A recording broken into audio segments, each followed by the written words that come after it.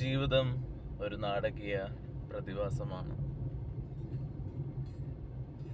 നമ്മൾ ജീവിതത്തിനെ എത്ര യാഥാർത്ഥ്യമായി സൃഷ്ടിക്കാൻ ശ്രമിച്ചാലും നമുക്കായി അത് സൃഷ്ടിക്കാൻ ഒരിക്കലും സാധിക്കുന്നതല്ല. യാഥാർത്ഥ്യമായ ഒന്ന് സൃഷ്ടിക്കപ്പെട്ടു കഴിഞ്ഞു. ആ സൃഷ്ടിക്കപ്പെട്ടതുമായി നമുക്ക് ചേരുവാനേ സാധിക്കുള്ളൂ. അതിനെ നമ്മൾ ബ്രഹ്മം എന്നൊക്കെ വിളിക്കും.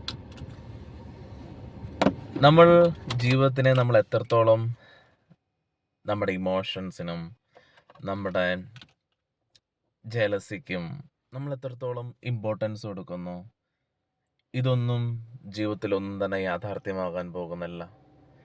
നമ്മുടെ ജീവിതത്തിനെ നാം കാണുന്ന ഒരു കാഴ്ചപ്പാടുണ്ട്. ജീവിതത്തിൽ എന്തൊക്കെയോ കൂടുതൽ അറിഞ്ഞും ജീവിതത്തിൽ എന്തൊക്കെയോ കൂടുതൽ പ്രവർത്തിച്ചും ഒരു വിജയകരമായിരിക്കുന്ന ഒരവസ്ഥ.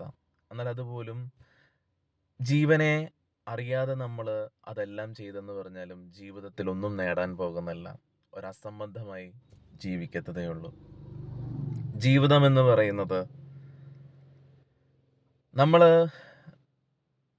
നമ്മുടെ ചിന്തകളിൽ ഒതുങ്ങുന്ന ഒന്നല്ല, നമ്മുടെ വികാരങ്ങളിൽ ഒതുങ്ങുന്ന ഒന്നല്ല. നമ്മളെന്ന് പറയുന്ന ഒരു എനർജിയാണ്.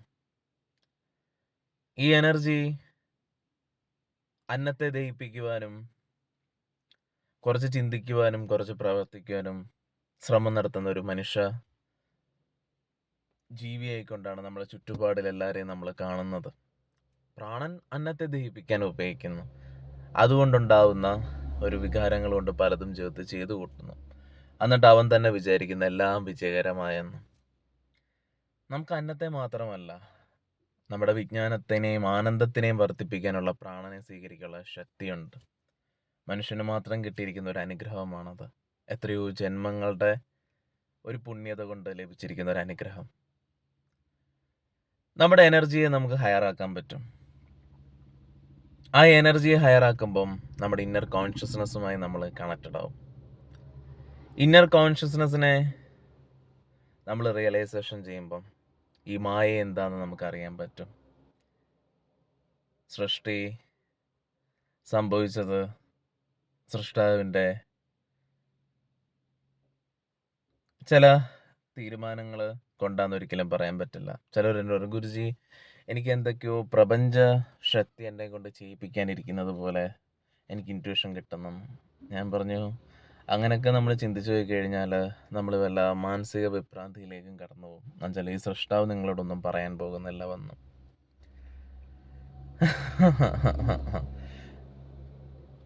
നമ്മൾ ഈ മായയിൽ നിന്നുകൊണ്ട് സൃഷ്ടിക്കുന്ന ദൈവത്തിനെ നമ്മുടെ കാഴ്ചപ്പാടാൽ നമ്മൾ കാണാൻ ശ്രമിക്കും. ഓക്കെ, നമ്മളെപ്പോഴും നന്ദിപൂർവവും നമ്മൾ ചില നമ്മളെ മറന്നുകൊണ്ടുള്ളതും നല്ല കാര്യം തന്നെയാണ്. അത് കുറഞ്ഞ ഐക്യവും കുറഞ്ഞ ഇൻ്റലക്റ്റും ഒക്കെ ഉള്ളവർക്ക് അത് ഫലം ചെയ്യും.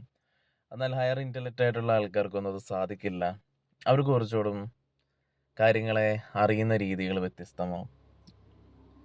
അതുകൊണ്ടാണല്ലോ റിലീജിയൻസ് ഒക്കെ ഇത്രയും ഭയപ്പെടുത്തിക്കൊണ്ട് ആധ്യാത്മികത സൃഷ്ടിച്ചത്, നമ്മൾ ഇത്രയും കൺഫ്യൂഷൻ ഉണ്ടാക്കിയതും.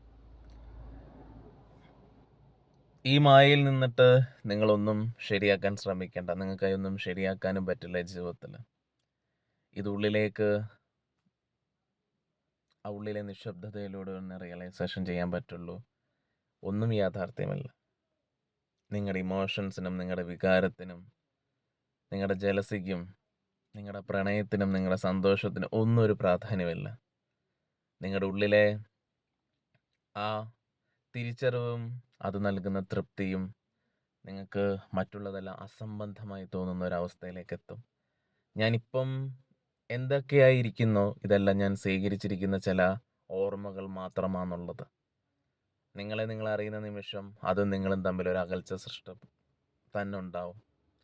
ആ നിമിഷം നിങ്ങൾക്ക് മനസ്സിലാവും ഈ മായാപ്രപഞ്ചവും സൃഷ്ടാവും സൃഷ്ടിയും എങ്ങനെ പ്രവർത്തിക്കുന്നു എന്നുള്ളത്. അതുകൊണ്ട് നിങ്ങളുടെ വികാരത്തിന് ഒരു ഇമ്പോർട്ടൻസും കൊടുക്കണ്ട. നന്ദിപൂർവ്വം സ്നേഹപൂർവ്വം ഇരിക്കുക. സർവ്വാധ്യാത്മിക അറിവും തുറക്കപ്പെടും. നമസ്കാരം.